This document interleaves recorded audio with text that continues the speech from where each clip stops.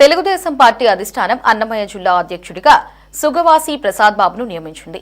మాజీ ఎంపీ పాలకొండ్రాయుడు తనయుడైన ప్రసాద్ బాబు ప్రస్తుతం టీడీపీ రాష్ట్ర కార్యనిర్వాహక కార్యదర్శిగా ఉన్నారు.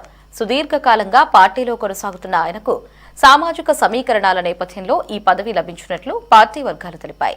ఈ నేపథ్యంలో సుగవాసి ప్రసాద్ బాబు ముఖ్యమంత్రి చంద్రబాబుకి, మంత్రి లోకేష్ కి కృతజ్ఞతలు తెలిపారు. ఎన్నో ఇబ్బందులు ఎదురైనా తన వెంట ఉన్న కార్యకర్తలకు సుగవాసి ప్రసాద్ కృతజ్ఞతలు తెలిపారు.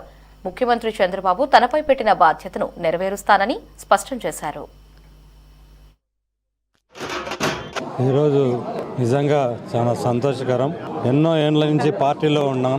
ఈరోజు పార్టీలో రాజంపేట పార్లమెంటరీ అధ్యక్షులుగా నాకు హైకమాండ్ అవకాశం కల్పించిన నారా చంద్రబాబు నాయుడు గారికి, లోకేష్ గారికి, పార్టీ పెద్దలకు, అన్నమయ్య జిల్లా రాజంపేట పార్లమెంటు తెలుగుదేశం పార్టీ నాయకులకు, ముఖ్యంగా కార్యకర్తలకు ఐవీఆర్ కాల్స్లో కానీ నాకు మోరల్ సపోర్ట్గా ఇచ్చి ఎన్నో ఇబ్బందికర పరిస్థితులున్నా నాకు కార్యకర్తలంతా అండగా నిలిచి ఈరోజు నన్ను ఈ స్థాయిలో నిలబెట్టేదానికి ఎంతో కృషి చేసిన తెలుగుదేశం పార్టీ కార్యకర్తలకు పాదాభివందనం తెలియజేసుకుంటున్నాను.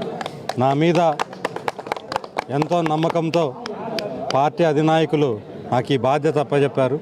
ఖచ్చితంగా తెలుగుదేశం పార్టీ నాయకులకు కానీ, తెలుగుదేశం పార్టీని అధికారంలో నిలబెట్టిన ప్రజలకు కానీ ఎంతో సేవ చేసుకునే అవకాశంగా కల్పించినారు.